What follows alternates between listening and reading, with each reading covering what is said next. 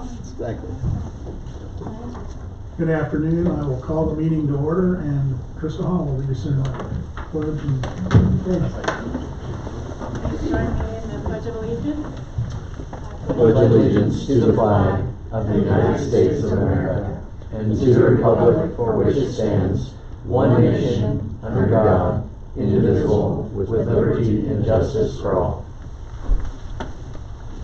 Father, we love you and we thank you for your mercy and your faithfulness. We thank you, Lord, that you are trustworthy, and we ask that you would help us as we conduct the business of the city. Holy Spirit, we know that you are with us in this room and in this space, and be with everyone in here as we proceed to love our community well. I ask this in Jesus' name. Amen.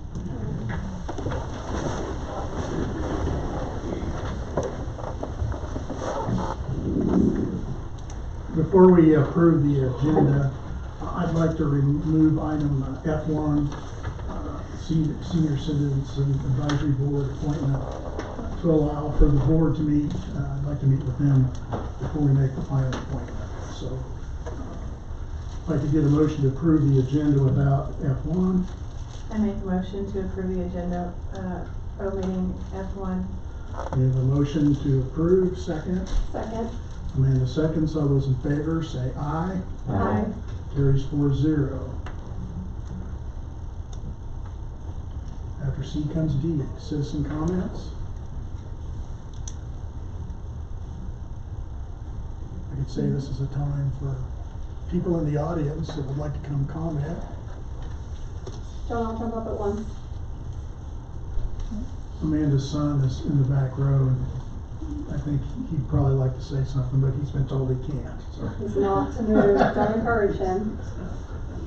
I would never do that. There's a little grandpa in you. Yeah. Is there anyone that'd like to come forward and speak? If not, we'll close citizen comments. Ex parte agreement. This gives us a chance to see if there's any conversations or conflicts of interest that might have arisen in the last week that would impact your decisions on today's agenda. And a no, no, and no. Okay, we're good on that. Appointments, proclamations, recognitions, and nominations. F2.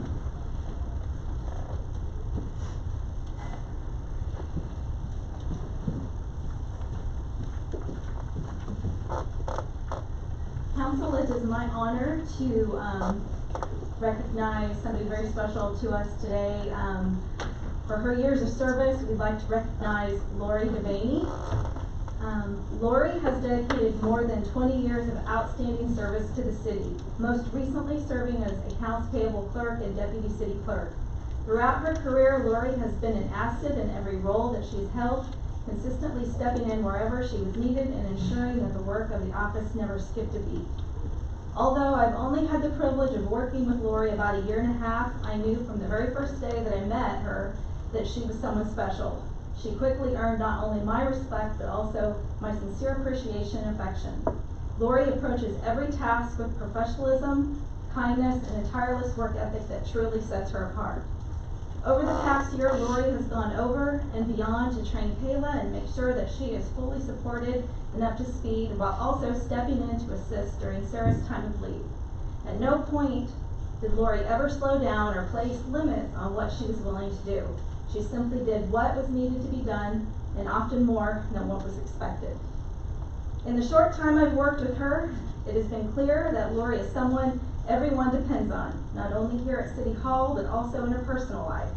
She plays an important role in caring for her mother and supporting her family, also putting others first and giving of herself without hesitation. That same compassion and dedication are reflected in the way she serves her community and co-workers. Lori's commitment, reliability, and genuine care for others have left a lasting impression on this organization. While we will greatly miss her presence and the steady leadership she brings to the office, we are excited for her as she begins the next chapter of her life.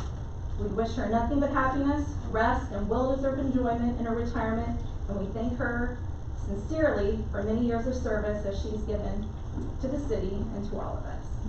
So at this time, I'd like to have Lori come up.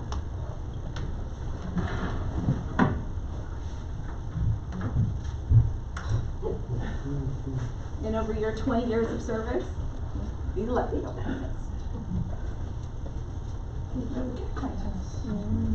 Congratulations. All How right. are we gonna say that? Yeah, there we go. We want to play Three Stooges here. We're gonna have some.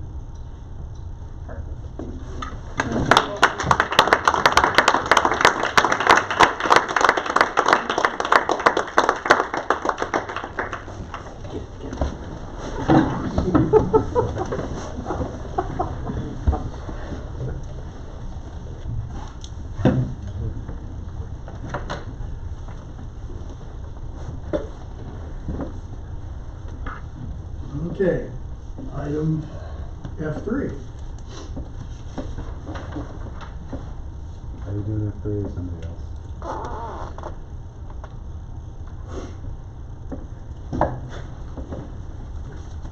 You can do it if you want. You just thought you were finished. All right, you're up again. All right, we have deemed it necessary to appoint, Stephanie Guy as our city clerk designee, just in the absence of, Sarah Simon, in the absence of Lori retirement. So at this time, we'll have Lori come up and swear in Stephanie, so she can be on deck when needed in the role of city clerk.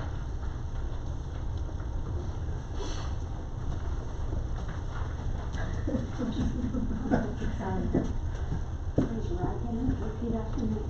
I do solemnly swear I do solemnly swear that I will support the Constitution of the United States that I will support the Constitution of the United States and the Constitution of the State of Kansas, and the Constitution of the State of Kansas, and faithfully discharge the duties of city clerk designee, and faithfully discharge the duties of city clerk designee. so help me God. So help me God.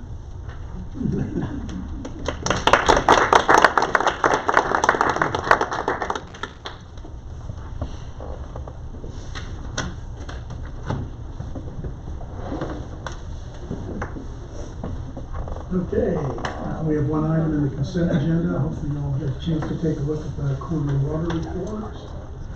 And I'll make a motion to approve the consent agenda. Do a second? Second. Krista seconds. All those in favor say aye. Aye. Carries 4-0. Thank you. There's no unfinished business. New business. Here we go. Authorizing advertising North Park Playground Equipment Safety Servicing request for proposals. Hard to say that without breathing. Honorable Mayor and City Council, one other quick note about Lori. We're going to be celebrating her year service to our community this Friday here in the council chambers at noon. So we would love if you or any other members of the community to come join us in celebration of Lori's dedication to our community. So with that, glad to be here to present this first item of new business in relation to the North Park project. So as you guys know, we've been working diligently to advance into the construction phase of the North Park project. So, we started late 2023, early 2024. We began with hiring professional engineering consultants to go through an over 1 year long community engagement process to make sure the community's fingerprints were all over the design of this park. We engaged at the school district level. We had open houses. We got lots of feedback, lots of surveying.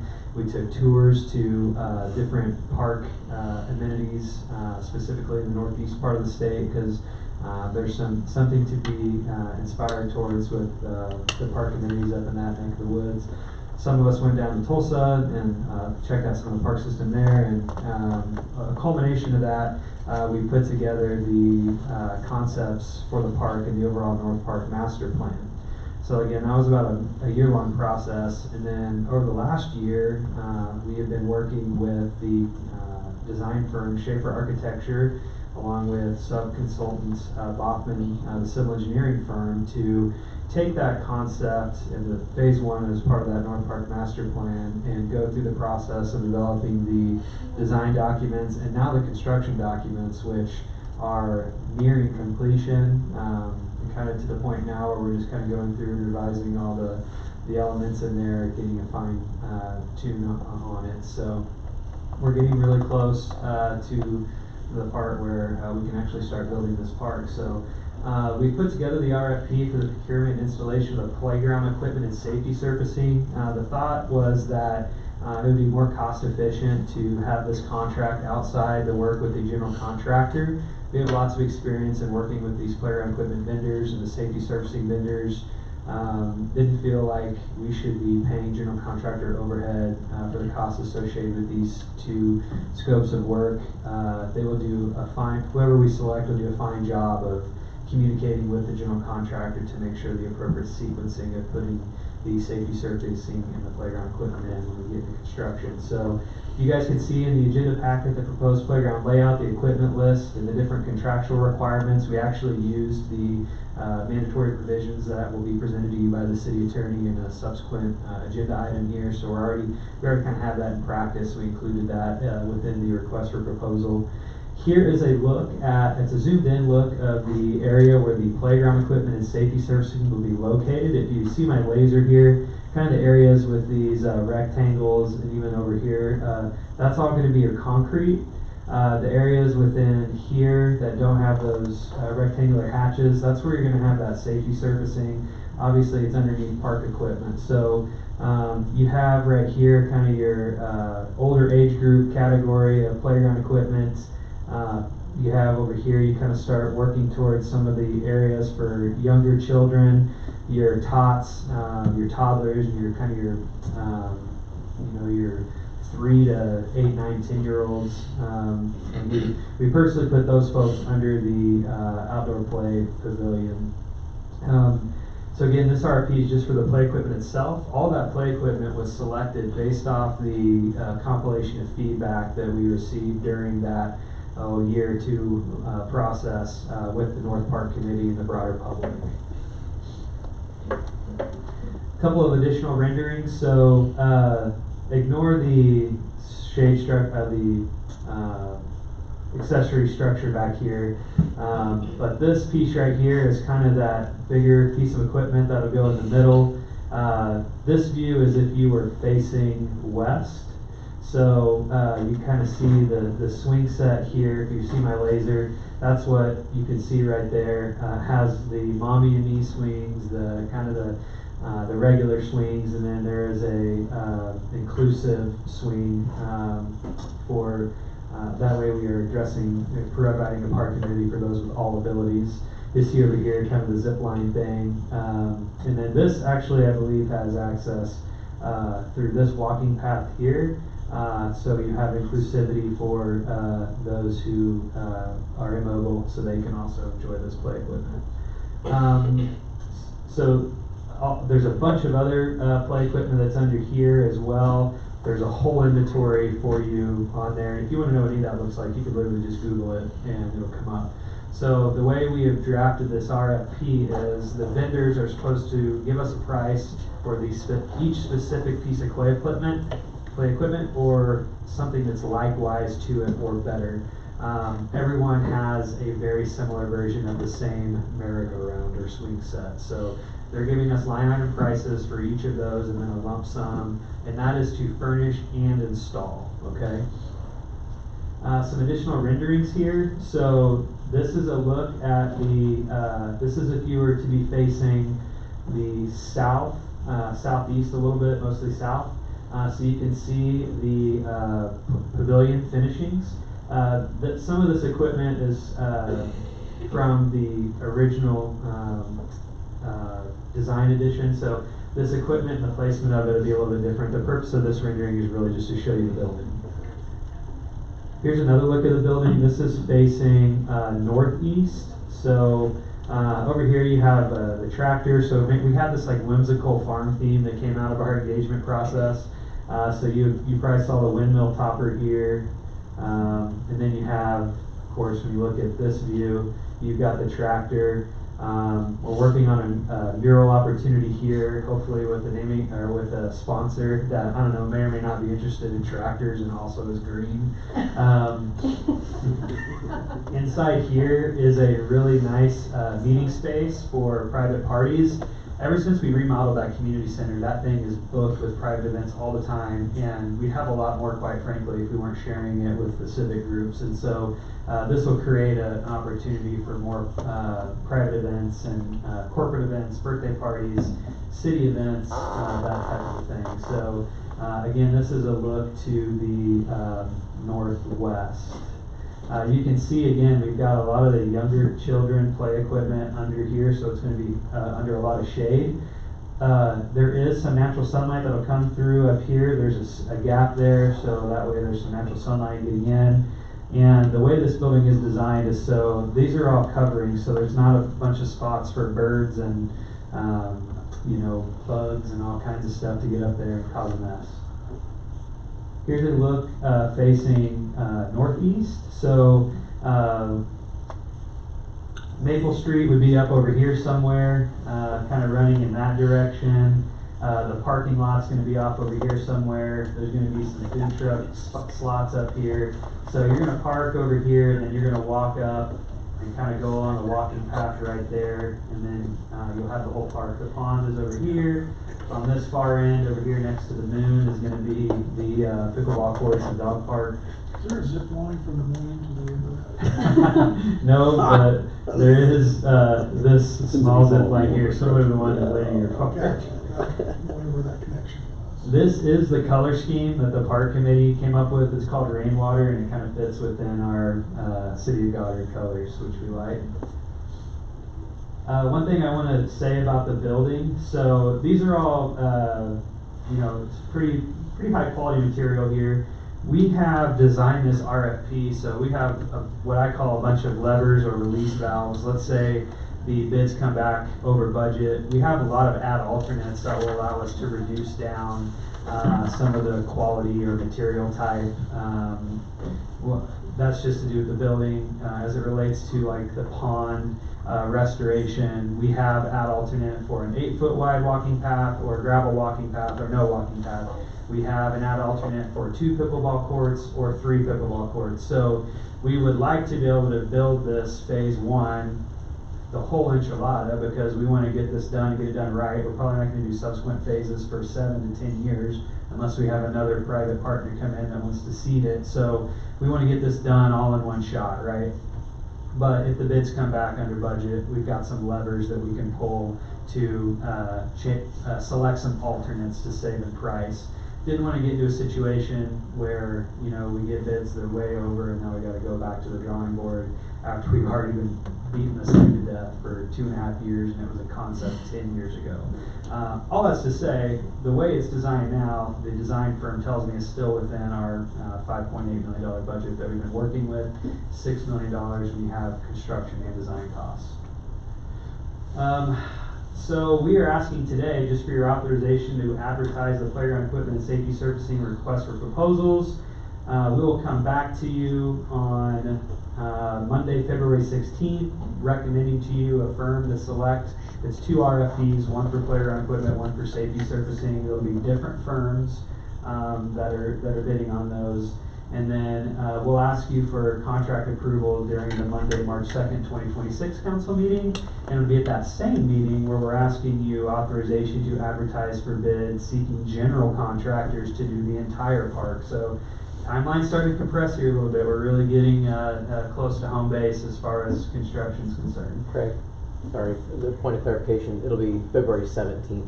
Excuse me. Yes, we have Yes. as a holiday or something? Yeah. Yeah. So it'll be the 7th. President's Day. Tuesday, Oh, February excuse me. 17th. I'll make sure that we modify that in the RFP before we advertise it. Thank you, Ryan. There's a lot of holidays between Thanksgiving and through President's Day. I think we've covered much of this. Hoping to mobilize to the site in the month of April. Depends on contractor availability, of course, but we see this as a 12-month build. Majority of it will be built this year, but we might be tying up some loose ends next spring, and then we'll be ready to do a nice ribbon cutting and celebration with the community. I'm sure we'll do some kind of big event, hopefully in partnership with the school district even. We start to have some preliminary conversations with them about that. There's no financial impact associated with the RFP advertisement. Talked about all of these things so far. The total North Park project estimates, we're at about $5.88 million when you include the pond restoration. I mentioned we have several alternative bid line items. The temporary note that we issued for construction and design is $5.9 million. We're well in excess of that when you include capitalized interest. However, we are partially funded by $1.2 million worth of Land and Wildlife Conservation Fund grant and then a Healthy Kids Initiative grant. So we'll want to keep that in mind as we continue working through the figures as bids start to roll in. So I spoke with the state of Kansas maybe 2 weeks ago, and they said within 30 days we'll have the grant amendment to you. We're already setting up funding lines and things of that nature. So I think we have a pretty high level of confidence that those grant funds are secured. That's, if you remember, just a quick history on that. We applied for competitive funding and received a $450,000 grant. We applied for more funding, we got another $550,000, which put us at $1 million. And then through another application that we submitted, we got it's about $194,000 through the Healthy Living Kids grant, I want to say.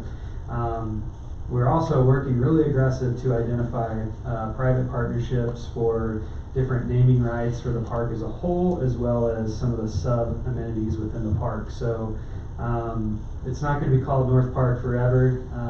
My hope is that when we put the monument entryway signage in, we have a naming partner by then, or else that area might just be blank for a little while, and we can hire someone to come put the name on the sign once we do have naming rights partners. So we're going to continue aggressively pursuing those opportunities as well.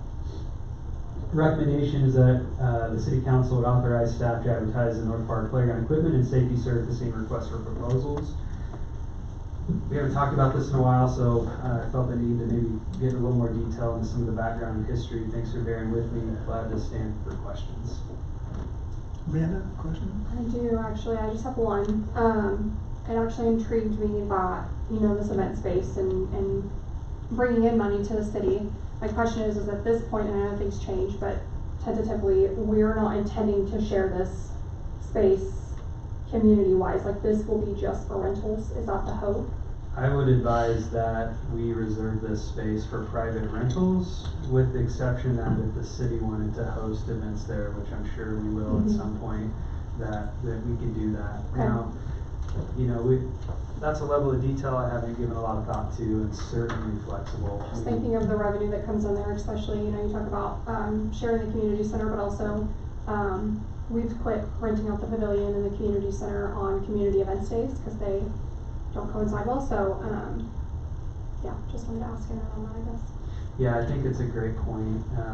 There's the opportunity to rent the space we currently have has become very limited just because of the civic group usage, which is great. And so this will give another avenue, and so you might consider, and that'd be a policy we work with council on, but only allowing private events with the exception of maybe city hosted events that we may want to have out there. So, but that's something we can work through at a later time. And the amount of revenue we make off of facility rentals is very, very small in comparison to the cost to operate these facilities. This would be no exception. Corey, any questions? No. All right. Krista? Well, I'd entertain a motion here to get this thing moving. I'll make a motion to move to authorize city staff to advertise the North Park playground equipment and safety servicing RFPs. A second. Amanda made the motion, Corey seconded. All those in favor say aye. Aye. Motion carries 4-0. Thank you. City Attorney Ryan M. Peck at the plate. Good afternoon. Over the course of the year, the city is asked to enter into various contracts with vendors, contractors, suppliers, etc. Prior to entering into those, that requires myself or somebody in my office to review the contracts. And obviously, many of those contracts are form contracts that we receive from third parties. And it takes a lot of time to have to go through that. What many cities have done is they have created mandatory contract terms that are required to be inserted into every third-party vendor contract. The idea is to kind of streamline the review process, but also to bring some level of uniformity to the many contracts that the city is asked to enter into every year.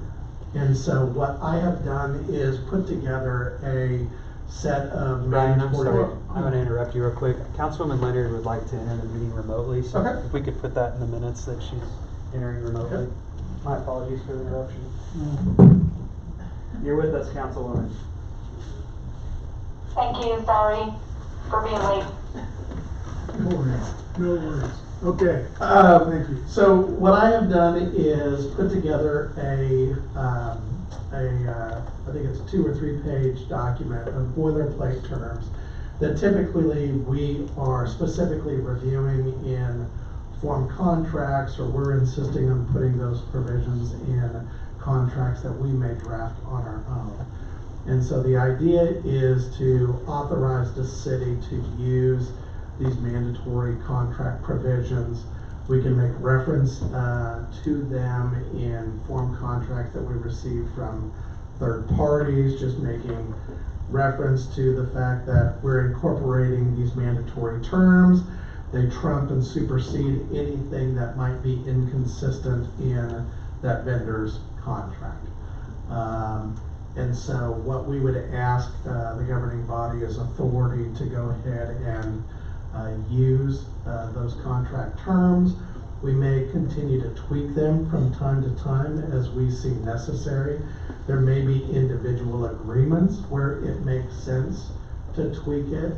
And so we would ask that you also grant myself and the city administrator authority to tweak those terms as we see fit for the city's interests.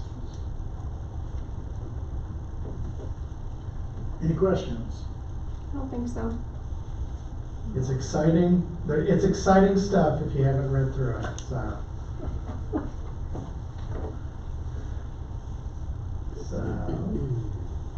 there are no financials. Obviously, it's approved as to form. So recommended that the city council approve the use of the mandatory contractual provisions attachment, subject to any modifications that myself and city administrator see fit. And it's just a voice vote.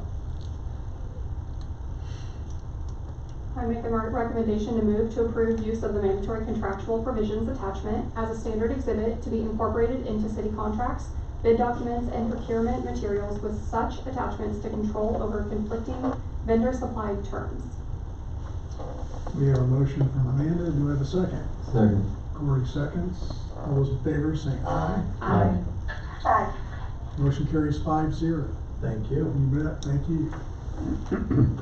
Item I3, the city code requires certain city employees to post a bond. City treasurer, city clerk, assistant city clerk, I think municipal court clerk as well. Really, the purpose of those bonds, it's kind of a legacy requirement that dates back a long time. It's a way of providing financial protection to the city in the event that there was financial malfeasance involving those positions. But it really is duplicative of the liability insurance that the city already has that covers a lot of those instances. And the amounts that are required by the city code are rather insignificant in comparison to the volume of dollars that are passing through those provisions. Not to mention the fact that in managing and maintaining those bonds, you've got to get a brand new bond anytime there's a change in personnel in those positions. You also have to track the renewal terms. I'm not sure that it is worth it from an administrative standpoint, and I'm not sure that it provides any measurable increase in protection for the city over and above the insurance, liability insurance that we already have that likely covers all of the same risk. So What I have done is prepared an ordinance that eliminates those bond requirements in the city code. The city still has the ability to elect to require a bond if circumstances may dictate it, but what we're looking to do is to eliminate the obligation to obtain a bond. Ryan, So, I could probably touch on that one a bit. if Yeah, you go don't ahead. mind. Sorry to interject Go ahead, there. go ahead. So, one of the reasons that this conversation was brought to light was we have a third-party insurance company that we've worked with for maybe 15 years or more, and the necessity of their services, city staff feel like is no longer. So, addressing this antiquated code will give us the opportunity to sever our business relationship with this brokerage firm, because this was really the only outstanding thing that we had with them that was providing really any value to the city. So it's going to save us, I would say, $12,000 to $15,000 or more every year as the city grows by no longer having a third-party brokerage firm. Because for our liability insurance with Midwest Public Risk, we are getting charged an extra percentage, like I said, $12,000 to $15,000, because they have to pay Renton Company a commission for all of our employees that they're providing liability insurance coverage for. So, all of our assets. So addressing this code will also allow us to end that relationship with Renton Company. And I would say probably in about 3 years or more, unless there's some kind of consequential change between now and then, we may seek a local third-party insurance broker to help us go shop some of our insurance needs. Reason we don't need a broker right now is because Midwest Public Risk is a co-op made up of municipalities. It's already the most competitive rate on the market. It gives us more coverage than we need. Freedom Claims Inc. we work with, who helps us shop our insurance every couple of years for the health side of things. They will do price comps with Blue Cross, United Health, Aetna, etc. And then KNet is our work comp provider, and they are a co-op of municipalities in Kansas, and you're getting a unique, tailored experience with someone who has experience doing work comp with municipalities at a competitive rate. So there's no need to have a broker when we can work directly with these firms who provide assistance with the health insurance, the liability insurance, and the work comp. So another way we're saving the taxpayers a few bucks here by getting this old code off the books and severing our business relationship with our current third-party insurance broker. Didn't we, in making the shift and changing companies last year, didn't we save close to $1 million in reducing the premium? I can't speak to that with certainty, but it was tens of thousands of dollars, I could say with confidence. $750,000. Do I hear half of it? We saved a lot of money. We saved a chunk of change. Yes. Let's leave it at that. And I believe we're getting better service that's tailored specifically towards local governments. Any other comments, Christie, you get? Back to you, Ryan. well, so it is recommended that the city move to approve to adopt the ordinance that would amend the city code to remove the mandatory surety bond requirements for city officers. So first we would need a motion to waive the reading of the ordinance. I make a motion to waive the reading of the ordinance. I'll second that. Christie's made the motion, I made the second. All those in favor, say aye. Aye. Aye. Passes 5-0. Okay. Now we need a motion and a second to approve the ordinance, and that will be a roll call vote. I make a motion to move to adopt the ordinance amending the city code to remove mandatory surety bond requirements for city officers. Second. Christie's made the motion, Amanda second. Roll call vote. Councilmember Durr, Yes. Councilmember White, Yes.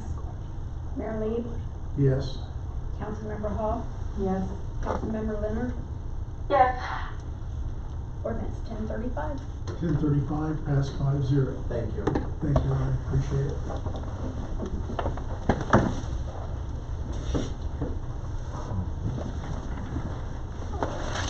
Community Development Director is stuck behind the chairs and the tables. He'll be here in a minute. Oh, there he is. Good afternoon. Micah. Honorable Mayor and City Council, this is I-4, which is a petition for annexation. So the city met with Mr.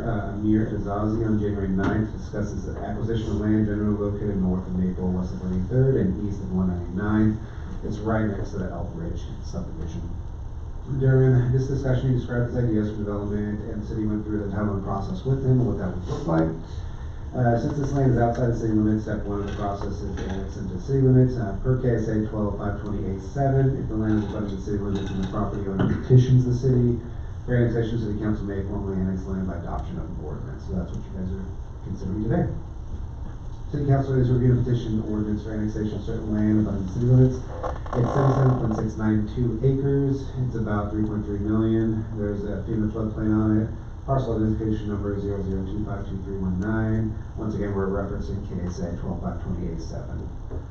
This is the property in question. This dash orange is our city limits, and so it runs down this way, jogs back around, but it is abutting per state law on this side right here, and since he's petitioning, then we can go ahead and annex the whole in its entirety. There will be a small cost of publication of ordinance in the city newspaper. It's approved as formed by Robert Kuykendall and Morris Lane.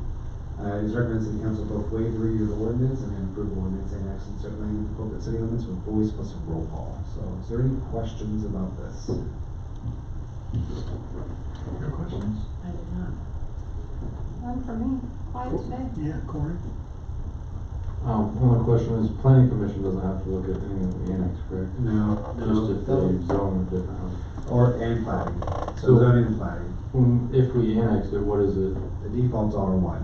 Okay, thank you. That's our default. Technically, it says that it should be the lowest and most restrictive zoning classification, which there can be an argument made for R1A or R1B, because that has a square footage requirement for minimum building sizes, but we've always done R1 historically, and in previous minutes when I've reviewed what other community development directors have done before me, they've always done R1, so we've always done R1. We've removed R1B, so that doesn't exist anymore, but there could be an argument made for R1A, but it's R1 is our typical, is our go-to, so that's what we default zoning. Alright, thank you. Yep. Curious anything about the general intent? Yep. Let's say the person's fine. I mean, I don't know if we want to discuss it publicly right now or not, or Craig, have any comment about that? The developer's interested in estate style lots, so larger single family homes, but Yes. that's just a concept at this Concept. point. Yeah. The key in that is single family homes. Yeah, he hasn't made any inclination if he wants to do Anything else? other than R1. There is an existing property there, and he has mentioned the possibility of having it rented for venue space. If that's the case, we would have to go through a special use. Special uses are treated like rezoning, so you guys would have to approve that if you want to treat it as a long-term venue space. If he's using it as a primary residence or a rental residence, he can do that. There's nothing that requires anything for us for short-term rentals like Airbnbs or Verbos. If you want to do that, there's nothing that says that we would have to require to be registered for the city. But as a venue space, if it's treated as a venue space is treated like commercial, he would have to go through a special use, and that's treated like a rezoning. So then we would have to publish it in the city newspaper, send it out to everyone within 200 feet, and then you guys would have to go to the planning commission first, and then you for final consideration if it's going to be a long-term venue space. But that would be for the existing for the house. Like he shared with us that was for temporary revenue generation while they work through the entitlements of developing the ground. That's not what their intention would be long-term. And that was kind of a maybe. And he's entitled to change his mind on all of this. Yeah, I think I am comfortable enough to share that he told us that they're not interested in two-family development. It's not something that they want to do, so. It's good to hear. All right. I make a motion that we waive the reading of the ordinance. Second. Chris has made the motion. Corey seconds. All those in favor say aye. Aye. Aye. Motion carries 5-0. I make a motion to approve the ordinance annexing certain land into the corporate city limits. I just made the motion. I will second. Roll call. Councilmember Durr, Yes. Councilmember White, Yes. Mayor Lee, Yes. Councilmember Hall, Yes. Councilmember Leonard, Yes. That's Motion carries 5-0. 10:36. 10:36. Thank you very much. Very good. Michael, thank you. Of course.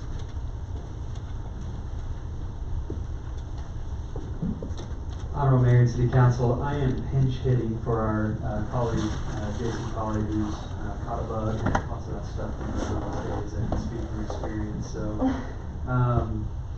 I want to make a quick acknowledgement before I get this agenda item. One of your colleagues had mentioned to me that we need to be more respectful of the time of our consulting partners, and when they're here for business, let's try to put them on the front end. And that conversation happened on Friday as this packet was already being published. So as we look toward the future, we'll make sure our colleagues that we partner with them have to sit through all the business before we get to theirs, such as this afternoon. But not always can that be helped, because sometimes we have multiple partners in the room, but we'll try to put that business on the front end. That way they don't have to go through zoning hearings and all the other fun stuff that we discussed during our council meeting. So, like I said, I'm stepping in for Jason on this one, the Public Works Pre-Engineered Metal Building Order. So we were getting really close on this project. Very exciting. We're told by, first of all, we have Josh and Chase here with us this afternoon with our Hutton Design Build team. They have identified through conversations with their metal building suppliers that there's an anticipated price increase coming at the end of this month, and so to get ahead of that 10 to 12% increase, we are merely asking the City Council to authorize us to put an order in for this building. So that's what we're here to discuss today, but a little bit additional info as far as where we're at in the overall process. On the 16th, the council will consider authorizing entering into an agreement with Hutton Design Build for the actual construction of the building. It would be at that time that we establish the guaranteed maximum price of the project. We actually met with Hutton's communications team today, promotion team, however you want to call them. We're going to have the groundbreaking on April 6th. Haven't talked to Jason about this yet, but I'm hoping to keep the new salt building doesn't have power to it yet. We're waiting on Evergy, so there's nothing in there. It seems like an awesome place to do a groundbreaking ceremony if we can. So anyway, that's tentatively scheduled for April 6th. I think you guys have all seen this rendering a multitude of times now. So we've made it available to the public as well, but this is the front elevation rendering for the Public Works facility. You can see over here we got more of the finished space. We've got some of the smaller overhead doors here, and then on this side of the building will be the larger overhead doors for like our front loader, dump truck, those larger pieces of equipment. There'll be a thicker speck of concrete where that heavier equipment goes as well. Here's a look. I just pulled some sheets from the construction document set. Some of it still has some comments on it because we're still working through that markup. But this is a look at the site plan. So this is the city-owned property. Right here is where Evergy has a utility easement. That's where those massive overhead lines are, feeding into their transformer substation over here. So one of the kinks we've been working through is just kind of the utility layout for the water and sewer, because they're a little particular as to encroaching on our space there. But we actually received an email today that they are in agreement with where our current proposed layout is. Now we just got to have our attorneys work through an encroachment agreement. Here, you'll see up here, this is the potential site of an additional public facility that we've been talking about through our 10-year CIP. It's another public safety oriented building. Down here is the proposed public works facility. Our salt shed sits about right here. The lagoons are over there. Here's stormwater detention. This is our lot, and of course this is the building that you've seen. You can see there's a concrete apron around the building. All of this is gravel. This is going to be paved parking. This area right here will be nice landscape. And I don't know what we're going to do with this field, if the farmer's going to want to keep farming it. Hopefully he will, because that keeps us from having to do maintenance on it. We do have farm lease revenue off of that. It's not really a consequential amount. Here is a look at the floor plan that I pulled. This is actually from the FF&E sheet, but it's a pretty good look at the floor plan. You'll see over here we have the training room. We have several individual offices here. And then one of the things I really like about this building is it allows us to grow without having to subdivide a bunch of additional office space. Each of these chairs can be a communal workstation. To start, we'll probably only put computers and phones on these first two, and then as staff grows, we can add more workstations at relatively low cost. These are going to be some of those large work tables that go up and down, so we can put maps and stuff on there, blueprints, kind of work through that.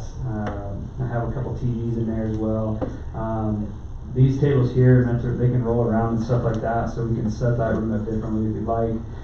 Break rooms over here, another small conference room here, locker rooms, fire room over here. We've got some larger personal protective equipment lockers there. Here's a toilet for members of the public to use. And then this isn't really meant to be a space where you are having it open to the public. We're not going to be doing utility bills there, things of that nature. So really there's just this vestibule here. There's not going to be like a welcome desk or anything like that. If you're there for an appointment with one of our staff, we'll just come let you in, and you'll be in a large conference room, one of the individual offices in a small conference room. So over here, we actually have an exterior wash bay. So I think we've covered this before, but members of our city staff, when they visited Derby Public Works, Mays Public Works, kind of steal some of the best ideas. We got a plan set from Bel Air, who I think just cut the ribbon on their new Public Works building. So one of the ideas we took from Derby is we like the outdoor wash bay. Anytime you can have the water outside, it might create some better longevity inside to avoid that moisture. Yes, it is. Yeah. There's some concerns about the amount of sunlight that might get to that and things of that nature, but we feel like we're okay with it. There's a little patio back here to come out of the break room, so they can put a grill back there. There's going to be a overhead over that, so they can be in the shade. But yeah, east is going to be over here. North is over here. West. And south. Sometimes I don't know what day it is. So. Trying to orient. This will help too with the elevation. So this one up here is if you are driving north, this is facing south.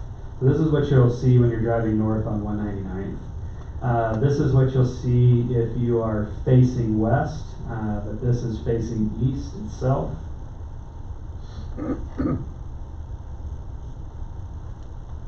I think that's all I put in there for side elevation. Oh, no, I must have missed one.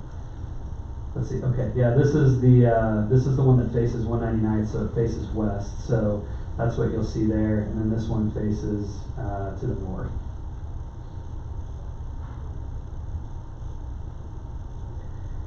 So in order to place now for materials, based on the assumptions of the suppliers, we could save over $40,000 because of that potential price increase.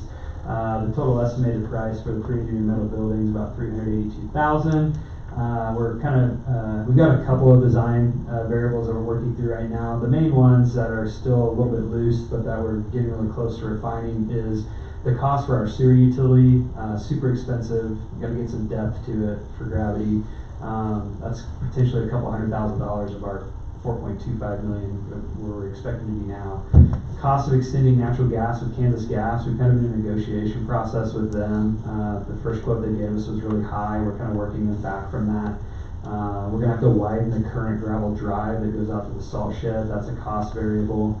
Those are the three main ones. I think site lining, we kind of site lighting and fine tune a little bit. So we're in that 4.25 mark. I really expect that, and that includes cost for design. I really expect when we come back about a month from now to establish the guaranteed maximum price and the construction contract, that we should be around $4 million for construction, maybe 4.1. That 4.25 includes our $190,000 design contract with Hutton.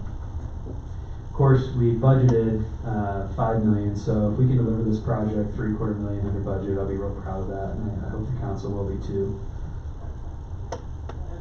Again, the action today is to ask to approve placing the order for the pre-engineered metal building. With that, any of the Hutton team, you want to come up and cover anything I missed, or maybe talk about the process from here forward? Thank you. I guess to follow the theme, we're batting cleanup for Craig. There you go. Thank you. I would say a couple things. One, I think the GMP will be a little closer to that 3.8 because we're also holding $250,000 for furniture and equipment that will actually be purchased under separate contract than the construction agreement. So just a little caveat to what he said there right at the end. Really, the finish line here, you're actually seeing some of the drawings of some of our final QA/QC comments. Our final deadline is mid-February to be done with those drawings, and those will go out to competitive bidding after that. And then the groundbreaking ceremony, I'm glad to hear that that planning is already in motion, because from there it starts to get a little more fun because you start seeing stuff come out of the ground eventually. But honestly, it's been a really rewarding process. Sorry Jason's not able here to join us, but really been enjoying the relationship. And Chase here is leading the charge for all of the construction efforts, so he can probably talk about what that'll look like for you. Yeah, so I'll probably be the one presenting later on in March with the GMP with Craig, so I'm looking forward to that. Getting the project out to bid. Up until now, we've done a lot of budgeting exercises, and I'm glad we were able to work together as a team and identify this potential price increase and try to get in front of you to avoid a potential increase there. So we appreciate your time today and working with us to get this moving. Sorry, I did have one more thing I was thinking about while he was talking. I think little things like this are a great testament to why design build works so well. Saving $50,000 just because there's a price hike coming. Yeah. We know that because he's ingrained in this process, and we're not just drawing this without involvement from our build teammates. And what I would say too, the under budget part, I think that one of the reasons I'm really proud of it is we're actually adding stuff to the project. There's stuff in here that we didn't have before, and we're still under the dollar amount, which is, I think, feels really rewarding. So it's not like we've been having to exercise a bunch of trimming to try and maintain a dollar amount. So. And the start date, completion date, ballpark, I mean, I'm gonna write it down and hold you to it, but. Yeah, so we talked to Craig about a start date of April 6th. We're on track for that. I think we have about a 9-month construction schedule. So when we come to you with the GMP, we will also have the schedule associated with that. Just curiosity question. Yeah. Mayor, I want to make a budget clarification if you don't mind. So kind of the delta between what Josh mentioned with the GMP being closer to 3.8, excluding FF&E. We like our acronyms right. So FF&E is talking about the furnishings. So all the furniture, the lift, the vehicle lift, the pressure washer, toolboxes, if we have any racks, which that stuff gets expensive, racks and shelving. We'll have a couple TVs in our conference rooms. Obviously there's going to be some kitchenware, all that type of stuff. So we've got about $250,000 budgeted for that. One of the things that's super nice about coming in $750,000 under budget is that if we get this thing 99% of the way built and we're like, holy cow, we forgot we need XYZ, it's not like we're, we'll have to budget for that in 2027 because we don't have any money for that. We'll have some money left over to complete those purchases for any items that we may have missed. So that difference is that there's $250K there for furnishings that are outside of our contract with Hutton. So we're working direct with furniture suppliers. Midwest Single Source and Pure are the two that we're primarily working with, looking at a couple different companies on the lift and those types of things. Any other questions? Any other questions? Corey, you good? No, I'm good. Just 2 comments really. I just want to notate again on the public record how absolutely terrible our public works building currently is. So I know that this feels like a really big expense, but I would encourage anyone to ask for a walkthrough if they're concerned on what this building is costing us. But also I just want to state from like a construction standpoint, I think saving $45,000 before we've even started the project sets us on a good trend alone. So hopefully no pressure, we kind of keep on that trajectory. So. Kristen, you good? Good. Thank you. All right. I make a motion to move to approve the placing of the order of the pre-engineered metal building for the new public works facility. Kristen made the motion, Amanda seconds. All those in favor say aye. Aye. Aye. Motion carries 5-0. So good. It's one German word I learned from my grandmother when I was a kid.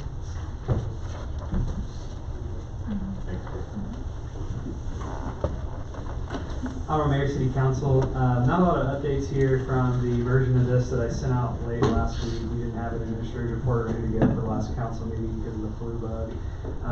But really the main addition here, just want to highlight the efforts of our Public Works crew.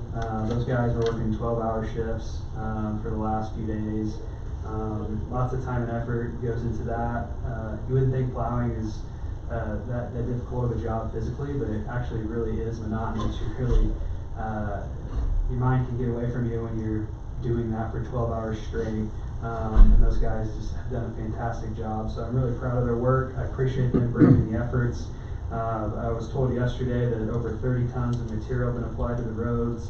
They're going to continue cleaning up. Even today, they're out there continuing the cleanup effort. A winter event like this, the cleanup effort can last a long time because these temperatures are so low. You think of the snow that you would typically get, maybe early or late season. You're going to have some days where you've got 30, 40, 50 degrees coming after the fact, and you have melt. Well, we don't have a lot of melt going on right now because the temperatures are still so low. So hopefully as the temperatures get up today and tomorrow, I think we've got some highs in the late 30s, early 40s. We can see some more progress on that. But I just want to note their efforts. They're going to continue working over the next couple of days on this. I'll just submit this report to you in writing. You can look at the rest of these items. Please pay special attention to any of the upcoming agenda items. And with that, I'd be glad to take any questions.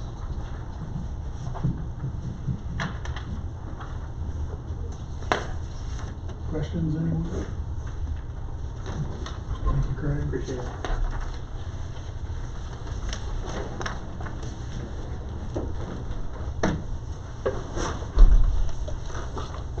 Okay. Everybody comments, we'll start here. Vice Mayor, fire away. Congratulations, Lori, on a job well done. Thank you. Thank you for your service so much, and you'll be missed. Also, thank you to Public Works for the continued cleanup efforts, and we are very proud of our Public Works Department, and for Hutton for coming and sitting through our agenda items patiently, bringing us really good news about our new Public Works facility. And I echo Amanda's sentiments about the current Public Works facility. So if you do question, please set up a tour with our city administration, and you can go check out what conditions they're working in. So. Very good. Also, congratulations to Lori. I can see some tears there. I think you've spent a lot of your life here, so I can imagine that you're probably very excited for some free time. Definitely hard to leave, and we thank you for your years of service to the city and all that you do for us.